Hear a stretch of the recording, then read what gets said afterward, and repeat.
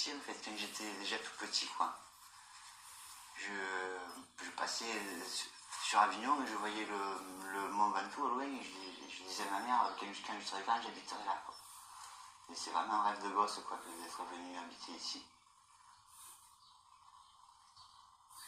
En fait, là, c'est mon salon et ma chambre aussi, quoi. J'ai pas d'autres pièces. C'est un choix délibéré que d'avoir laissé l'eau courante à l'extérieur. Ce qui prouve que ma maison n'est pas une habitation. Si on m'emmerde parce que j'ai construit illégalement, quoi, moi je peux très bien dire que c'est pas une habitation, que c'est une sculpture, une œuvre d'art, une installation, et que éventuellement je vis un petit peu dedans, quoi. Mais on n'est pas interdit de vivre dans une sculpture.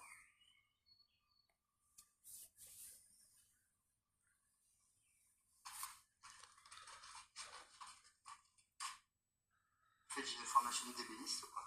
Mon premier travail, c'était facteur d'orgue. Je fabriquais des orgues de barbarie.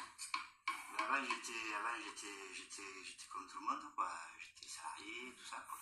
Puis après, j'ai commencé à voyager, quoi. Et après, quand je suis revenu de voyage, ma vie, elle a changé, en fait. Et j'ai commencé à vivre dans des caravanes, à vivre un peu plus proche de la nature, quoi. Voilà. Le premier voyage, c'était à Madagascar. J'étais parti pour 2 mois, je suis resté 6 mois. Là-bas, j'avais plus d'argent, j'ai su que voilà, on pouvait vivre avec rien.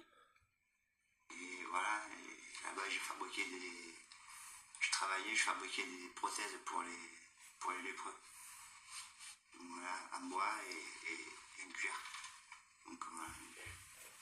Après, quand je suis rentré ici, la vie était beaucoup plus simple, quoi.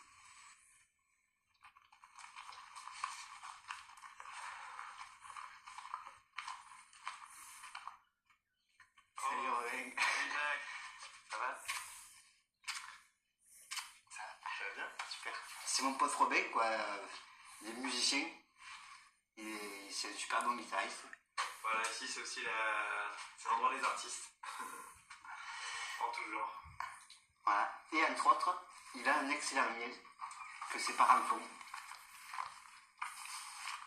En 2010, c'était vraiment un jour particulier, c'était le jour du printemps. C'était le 21 mars 2010. Je pars le matin au village chercher un pot de miel, 4 yaourts. Le temps que je remonte, un copain me téléphone, il me dit Jacques, viens vite, il y a ta roulotte qui a le feu. J'habitais une roulotte que je m'étais fabriquée il y a une quinzaine d'années. Quand j'étais rentré justement de Madagascar, de mon premier voyage. Je vivais ici tranquille, j'étais bien. Et la roulotte, elle a brûlé du jour au lendemain.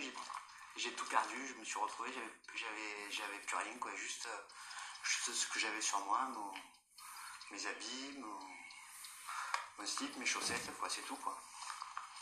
Comme à l'époque, j'avais pas de banque, les 4 économies que j'avais, je les avais laissées dedans. Ça fait que j'avais plus rien, en fait, plus d'argent, plus rien. Donc bon, ben voilà, hein, c'est là qu'on se rend compte, voilà, qu'on est tout seul et à la fois qu'on n'est jamais tout seul parce que tout ce qu'on a donné avant, ben, on nous le rend. Mais comme je disais, voilà, c'était un bon nettoyage de printemps, en fait. C'était vraiment un bon nettoyage, il fallait brûler des choses, rentrer dans la nouvelle vie, quoi. Une vie plus détachée aussi de la matière, aussi. Donc voilà. Donc voilà, c'est l'endroit où ça a brûlé.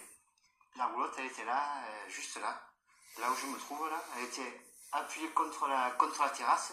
Pendant 2 mois, je suis pas revenu ici. J'ai pas pu nettoyer de suite et tout. Le choc était trop fort, quoi. Les pompiers sont arrivés, ils ont tout arrosé. Ils ont tout cassé avec des haches, même ceux qui n'étaient pas brûlés et tout.